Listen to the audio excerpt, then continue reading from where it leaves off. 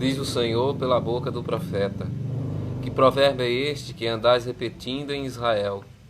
Os pais comeram uvas verdes e os dentes dos filhos ficaram desbotados.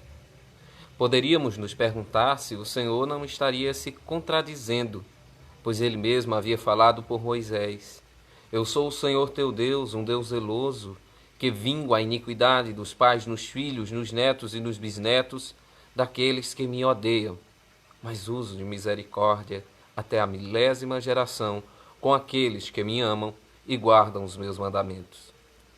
E esta não seria a pior dúvida que nos poderia vir ao coração, pois ainda poderíamos pensar no que nos ensina a Igreja, quando nos fala sobre o pecado original que todos nós, os degredados filhos de Eva, recebemos por herança.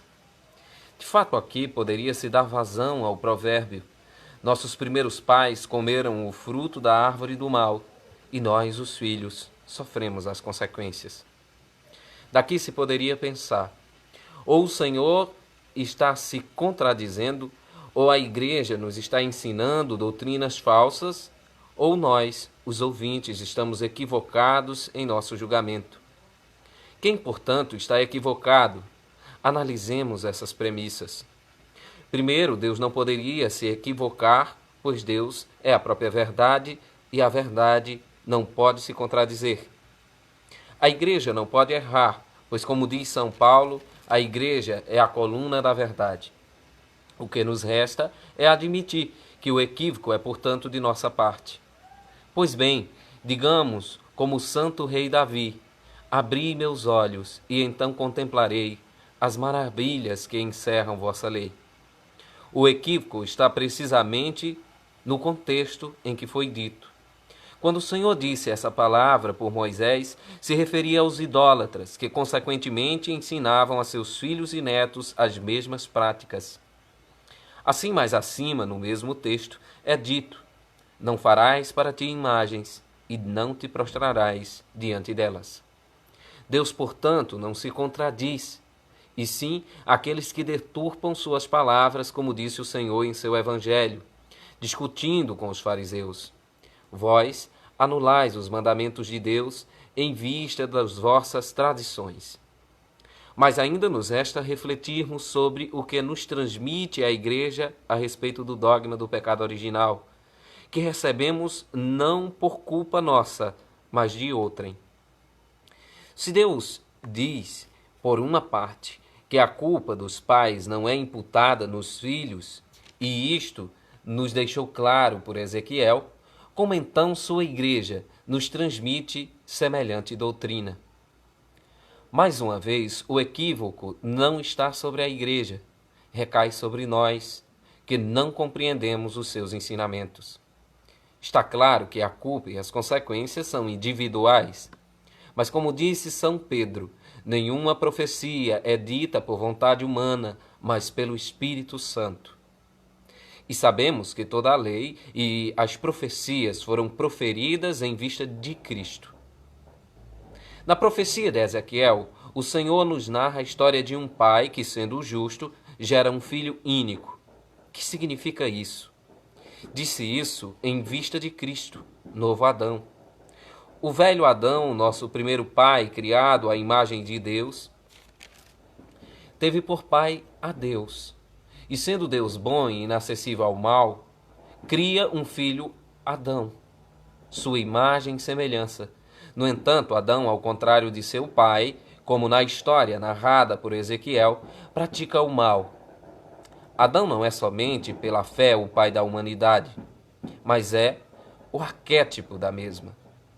Sendo Deus nosso Pai sempiterno, nós, seus filhos, ao invés de o imitarmos, fazemos exatamente o contrário. Onde está Cristo nessa profecia, perguntai-vos?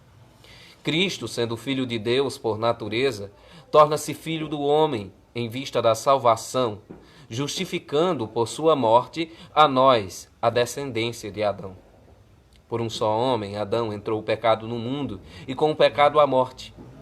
Pois disse Deus a Adão: no dia que comerdes dela, certamente morrerás. E continua São Pedro: assim como por um só entrou o pecado no mundo, por um só se fez a justiça. Se Cristo não tinha pecado, pois dele se diz: a nós em tudo semelhante, exceto no pecado, como ele pode ser comparado com esse filho pecador da profecia? Pode-se na medida que São Paulo nos ensina que aquele que não tinha pecado, Deus o fez pecado por nós, numa carne semelhante à nossa. Assim como a serpente de bronze que curava as mordeduras das outras serpentes no deserto era semelhante às mesmas. Com a morte, os pecados perdem a força, assim a morte de Cristo foi necessária. Por isso foi dito, com certeza morrerá. No batismo, somos inseridos na morte de Cristo e ressurgimos com ele. Esse batismo, na morte do Senhor, nos renova, torna-nos como crianças inocentes. Fica, portanto, claro o que quis dizer o Senhor quando disse na mesma profecia: afastai-vos de todos os pecados que praticais, criai para vós um coração novo e um espírito novo, pois eu não sinto prazer na morte de ninguém. E a súplica de Davi vai na mesma linha, dizendo: criai em mim um coração puro, dai-me de novo um espírito decidido. Podemos pensar que nós, já batizados, sepultados os pecados pela água do batismo, tornamos a pecar. Como então nos salvaremos? A penitência, assim como o batismo, é um sacramento de mortos, pois lhes assemelha em um ponto. Ambos concedem a vida da graça arrebatada pelo pecado. Não é o mesmo Davi que diz: meu sacrifício é minha alma penitente, não podeis desprezar um coração arrependido. As leituras de hoje nos indicam, portanto, esses dois sacramentos, com efeito, o batismo e a confissão. Ambos sacramentos de mortos que concedem a vida da graça. Assim, renovados e como que crianças inocentes, podemos entrar no reino dos céus, como disse o Senhor. É preciso nascer de novo para entrar no reino dos céus. E ainda, se referindo às crianças, diz delas é o reino dos céus. Não sejamos como Nicodemos, que ao ouvir isto não compreendeu, pensando ele que o Senhor lhe pedia para entrar no ventre de sua mãe, já morta, a qual representava a antiga aliança, mas que, ao contrário, entrasse no seio da igreja e renascesse pela água e pelo Espírito, na nova aliança de seu sangue. Corramos todos e vamos à verdadeira fonte da juventude, que é o Cristo. Nasçamos de novo por meio do sacramento da confissão dado à sua igreja por Cristo, em vista dos méritos de sua paixão. Muito obrigado por ouvir essa reflexão. Espero que gostem.